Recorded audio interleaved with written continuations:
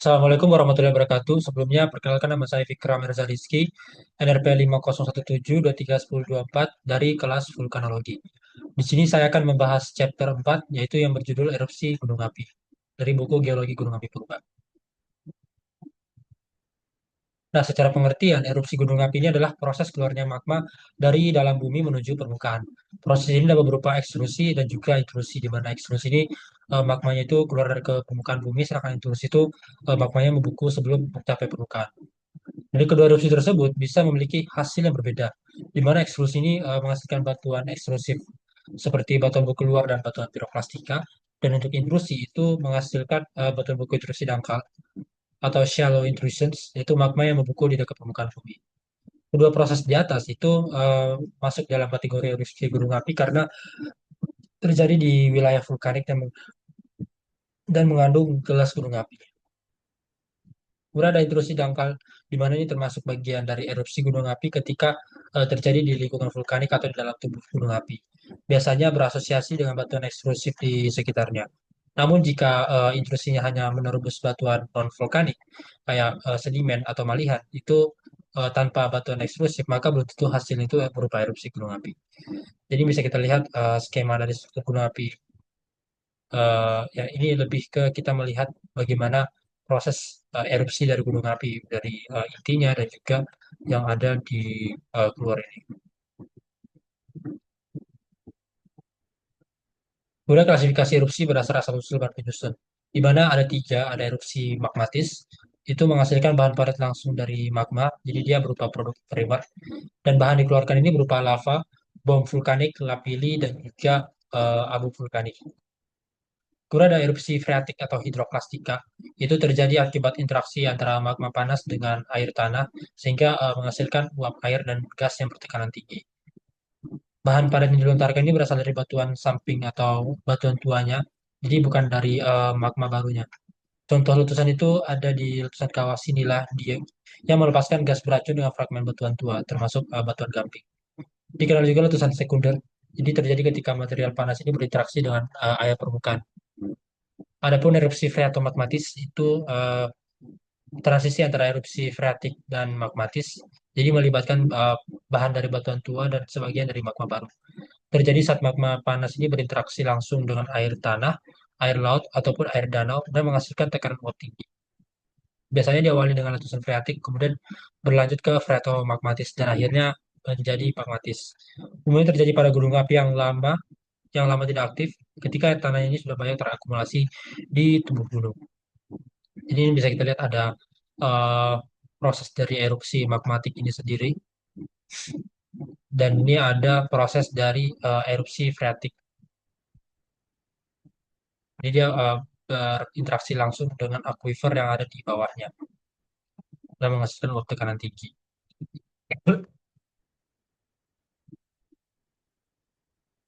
Nah, lanjut ke klasifikasi erupsi berdasarkan sifat kegiatannya, di mana yang pertama ada erupsi lelehan atau effusive eruptions. Ini magmanya keluar secara meleleh atau mengalir perlahan, menghasilkan batuan keluar yang membentuk aliran lava ataupun kubah lava. Bentuk gunung api ini bentuk gunung api asli ini adalah gunung api perisai atau biasa dikatakan sebagai shelf volcano. Contohnya ini di Hawaii ada erupsi lava basal, dan di daerah Gunung Katmai Alaska ada aliran lava triolit dan sebagainya. Ini ada contoh dari erupsi lelehan itu seperti apa. Kemudian ada erupsi letusan atau explosive eruptions, di mana magma ini keluar secara meletus. Di letusan ini menghasilkan bahan plastika atau fragmental dengan ukuran abu vulkanik itu kurang dari sama dengan 2 mm. Lapilinya 2 sampai 64 mm, dan eh, bahkan sampai hingga bom atau blok vulkanik dengan besar lebih dari sama dengan 64 mm. Jadi apa sih bedanya bom vulkanik dan blok vulkanik? Bom vulkanik itu dia lebih berbentuk bulat, permukaannya kasar dengan struktur pita atau kulit bawang akibat pendinginan cepat. Sedangkan blok vulkanik itu dia bentuknya lebih tajam. Permukaan halusnya seperti gelas dan terbentuk dari magma yang kental atau magma yang lebih mengandung andesit sampai riolit. Bom yang biasanya umum bom yang biasanya umum ada pada magma encer itu biasanya mengandung basalt sampai andesit basalt, dan blok yang pada magma kental itu biasanya mengandung andesit atau riolit.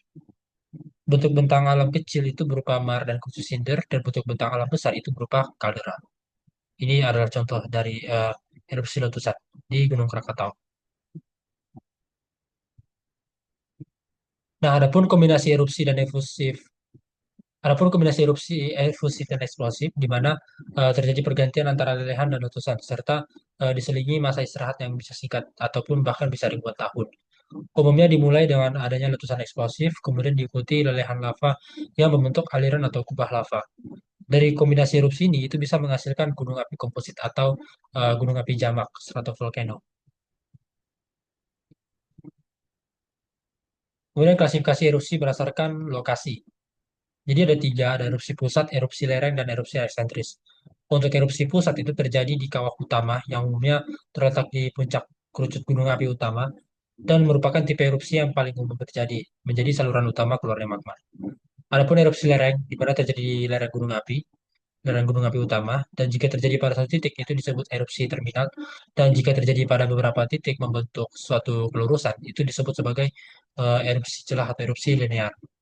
Erupsi jenis ini itu bisa menghasilkan retakan panjang tempat keluarnya lava atau gas vulkanik. Kemudian ada erupsi eksentris, di mana terjadi di luar tubuh gunung api utama dan bisa saja di daerah kaki gunung api atau dataran di sekitarnya. Umumnya berhubungan dengan saluran magma baru yang terbentuk akibat tekanan dari bawah tubuh gunung api utama. Di sini kita bisa lihat yang ini itu erupsi sentral, kemudian yang em, eh, terjadi erupsi di lereng ini itu yang lateral, yang ini untuk eksentris terjadi di luar dari gunung api utama ini. Kemudian mekanisme erupsi gunung api. Di mana mekanismenya ada dua jenis, ada erupsi letusan dan erupsi lelehan. Untuk erupsi letusan itu disebabkan oleh tekanan gas tinggi dalam magma. Dan ciri-cirinya itu bagaimana? Dia pipa konduitnya lebih lebar. Kecepatan aliran magma itu kurang lebih 1 meter per detik dan terjadi fragmentasi magma. Sedangkan erupsi lelehan itu disebabkan oleh tekanan gas rendah dalam magma, di mana pipa konduit itu lebih sempit, kecepatan aliran magma itu kurang lebih 1 cm per detik, lebih kecil dari yang letusan tadi, dan tidak terjadi fragmentasi, hanya pelelehan. Adapun pengaruh komposisi magma terhadap tekanan gas, di mana magma yang basal itu memiliki suhu yang tinggi, gasnya sedikit, tekanan rendah, dan menghasilkan erupsi non-eksplosif atau leleran. Kemudian magma menengah sampai asam itu memiliki suhu yang lebih rendah, gasnya banyak, tekanannya tinggi, dan menghasilkan erupsi letusan. Gas, terutama air, itu dapat terpisah dari magma di kedalaman kurang lebih 4 km atau vesiculation. Ketika gas bocor atau hilang sebelum mencapai permukaan atau mengalami degassing, maka magma ini keluar secara linear, bukan letusan. Contohnya di Gunung Galunggung dan Gunung Kelut, di mana menghasilkan ekstrusi kubah lava tanpa letusan besar karena terjadi kebocoran gas. Sini bisa kita lihat ada mekanisme erupsi letusan menurut Fischer-Ressmingke, dan ada perbedaan dari erupsi letusan dan juga erupsi lelehan. Jadi erupsi letusan itu lebih menghasilkan piroplastika, sedangkan lelehan itu lebih membentuk kubah lava. Lanjut ke berdasarkan arah, di mana terbagi jadi letusan tegak atau vertical explosive eruptions, yaitu gas dan material itu terdorong lurus ke atas. Adapun kolom erupsi yang dibagi menjadi gas thrust zone itu memiliki kecepatan tinggi sekitar 100 sampai 600 meter per sekon, dan adanya convective thrust zone di mana gas dan abu ini naik secara konveksi atau menyebar secara mendatar.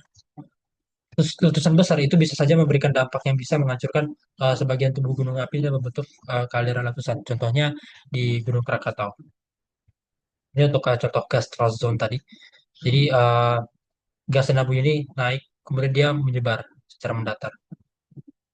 Nah, ini itu contoh dari kaldera. Jadi dari awalnya dia gunung api seperti ini dan mengalami letusan besar sehingga muncul retakan-retakan di bawah gunung api ini yang akhirnya tidak mampu menampung massa yang ada di atasnya sehingga jatuh atau mengalami longsoran dan membentuk kaldera itu sendiri. Ini untuk proses pembentukan eh, kaldera di Krakatau. Kemudian tipe erupsi gunung api, di mana yang pertama adalah tipe Hawaii, Hawaiian type. Erupsinya yang paling lemah didominasi aliran lava basal encer dengan kandungan gas yang rendah. Erupsinya ini berasal dari rekahan, diawali dengan lava yang mancur gitu. atau bisa dikatakan sebagai lava fountain, kemudian membentuk aliran lava. Biasanya terjadi di daerah Hawaii kayak gini. Jadi dia kayak air mancur. Kemudian ada tipe Stromboli, di mana khasnya itu di Gunung Stromboli, Italia, juga terjadi di Anak Krakatau dan Gunung Batur.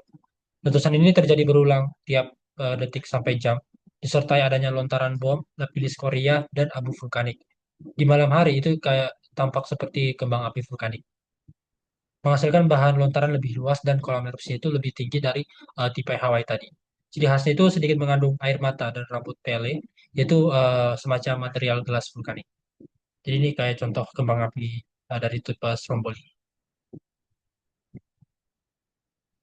Lalu ada tipe volcano, di mana khas di Gunung Volcano Italia dengan kekuatannya itu menengah atau menurut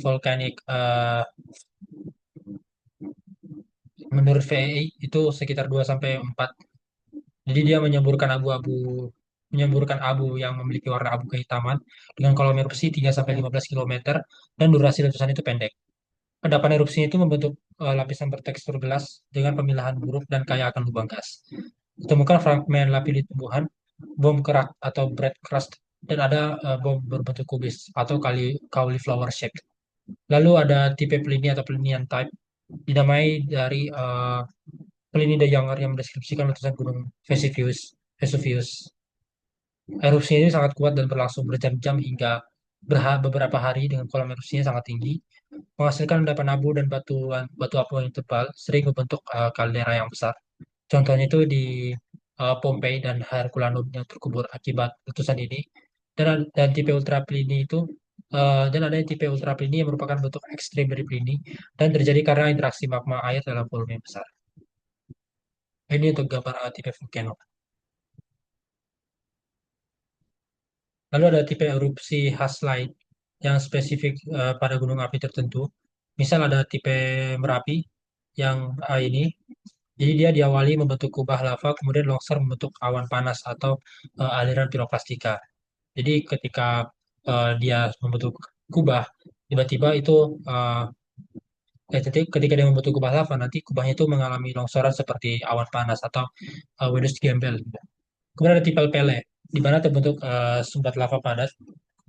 Terus yang berikutnya menembus sisi sumbat dan akhirnya menimbulkan letusan terarah atau direct splash, menghasilkan awan pijar atau glowing avalanche atau cloud. Contohnya ini di Gunung Galunggung yang ini tipe Pele. Adapun tipe Saint Vincent di mana kolam erupsinya itu runtuh membentuk aliran piroklastika dan menyebar ke berbagai arah.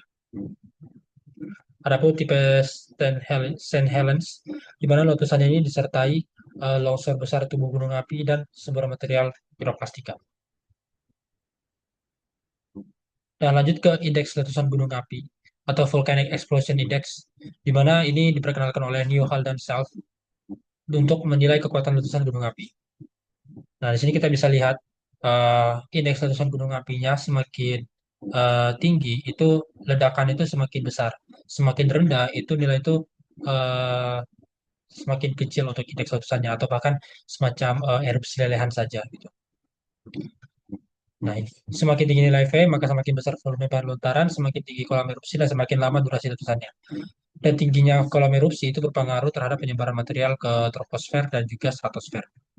Nah, V ini punya hubungan juga dengan waktu istirahatnya, di mana untuk nilai 0 sampai 2 itu periode istirahatnya 1 sampai 10 tahun, 3 sampai 4 itu 1 sampai 100 tahun, dan yang 5 sampai 6 itu lebih dari 100 tahun. Nah, ini semakin sering letusan terjadi, maka tekanan gas ini tidak sempat terakumulasi sehingga letusan ini apa ya? Letusan itu tidak terlalu besar atau letusan itu cuma kecil doang gitu. Sebaliknya, ketika gunung api ini jarang meletus, akumulasi gas ini pasti sangat tinggi dan akhirnya bisa menimbulkan potensi letusan yang sangat besar. Nah, dari semua itu kita bisa ringkas bahwa erupsi gunung api adalah proses keluarnya magma dari dalam bumi ke permukaan. Sedangkan magma yang tidak mencapai permukaan itu akan membentuk shallow intrusions. Berdasarkan jenis material padat yang dikeluarkan, erupsi dibedakan menjadi erupsi magmatis, freatik, dan juga freatomagmatis. Ditinjau dari sifat aktivitasnya, erupsi ini dapat berupa erupsi letusan dan atau erupsi lelehan, sedangkan berdasarkan lokasinya itu ada erupsi pusat, lereng, dan juga eksentris. Erupsi letusan ini terjadi karena tekanan tinggi dari gas gunung api yang terakumulasi akibat proses diferensiasi magma atau pencampuran magma basah dan asam. Pada beberapa kasus, magma menengah hingga asam itu hanya mengalir sebagai lelehan akibat kebocoran gas atau decasing. Kekuatan letusan gunung api ini diukur dengan VEI atau Volcanic Explosion Index yang berkisar sekitar antara 0 sampai 8. Dengan tipe-tipe utama erupsi itu ada Hawaii, Stromboli, Vulcano, El Plini, dan Ultra Plini. Semakin lama masa istirahat gunung api, semakin tinggi pula nilai VEI pada letusan berikutnya. Karena diferensiasi magma dan akumulasi gasnya bertekanan tinggi yang meningkat seiring waktu. Sekian dari saya, mohon maaf bila ada kesalahan kata. Wassalamualaikum warahmatullahi wabarakatuh.